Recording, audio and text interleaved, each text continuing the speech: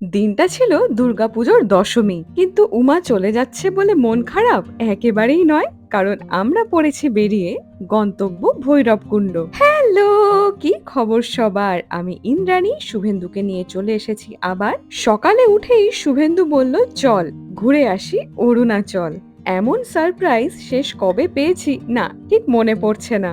যাই হোক, সকাল তখন ওই 7টা সাড়ে 7টা বাজে। মহাকালের নাম নিয়ে পড়লাম তো বেরিয়ে। এই জঙ্গলের পথটা পেরিয়ে প্রথম যখন পাহাড় দেখা যায় না, সত্যি মনের মধ্যে একটা অদ্ভুত ছটফটানি তৈরি হয়। মনে হয় কতক্ষণে পৌঁছতে পারবো না। সেদিন তাড়াতাড়ির কোনো গল্প ছিল না, কারণ শিলিগুড়ি থেকে অসমের ভৈরবকুণ্ডের দূরত্ব প্রায় 500 কিলোমিটার। আর সেই পথ অতিক্রম করতে সময় লাগার কথা 11 থেকে 12 ঘন্টার মতো। যাই হোক, আগের থেকে অত শত ভেবে কাজ নেই। রাস্তার ধারে দাঁড়ালাম সকালে জল খাবার সারতে।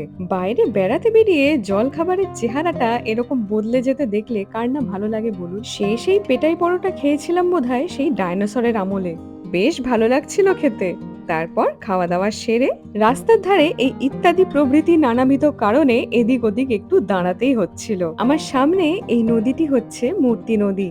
কত নাম শুনেছি, সামনে থেকে দেখছি একটু দাঁড়িয়ে ছবি না তুললে হয় বলুন। আর এইখানে এই ব্রিজের ওপরেই আমাদের সঙ্গে দেখা হয়েছিল আমাদের এক দর্শক বন্ধু। তার ঝলক কিন্তু আমরা আমাদের ইউটিউব চ্যানেলে অলরেডি শেয়ার করে দিয়েছি। তারপর আর কি, শরতের এই সুন্দর আকাশের সৌন্দর্য উপভোগ করতে করতে খানিকটা গান গেয়ে খানিকটা খেয়ে দে একটা দীর্ঘ পথ অতিক্রম করার পর অবশেষে ঢুকলাম আসামে। এর আগে অসমের সৌন্দর্য দেখেছিলাম আকাশপথে, সড়ক পথে এই প্রথম। প্রত্যেকটা জার্নির সৌন্দর্যে কতটা বৈচিত্র্যময়, সত্যি এটা নিজের জীবন দিয়ে অভিজ্ঞতা করতে হয়। আলিপুরদুয়ার পেরিয়ে আসামে ঢুকতেই আমি তো চলে গিয়েছিলাম ব্যাক সিটে। তারপর ওই 4টে সাড়ে 4টে নাগাদ দাঁড়ালাম একটা ধাবায় এই একটুখানি স্ন্যাক্স খাওয়ার জন্য। এই কফি আর চিকেন পকোড়ার কম্বিনেশন তো শীতকালে সব থেকে ভালো জমে, তাই না? কিন্তু অক্টোবরে নর্থ ইস্টে যেহেতু বৃষ্টি হয়, তাই আমরা আসামে ঢুকেও বেশ ভালোই বৃষ্টি পেয়েছিলাম। ফলত ওয়েদার ছিল দুর্দান্ত। তারপর চোখের নিমেষে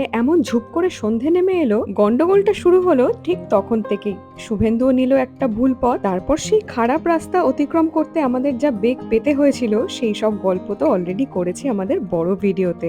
অবশেষে মন শান্ত হলো রাত্রিবেলা এই এক থালা ডাল ভাত খেয়ে।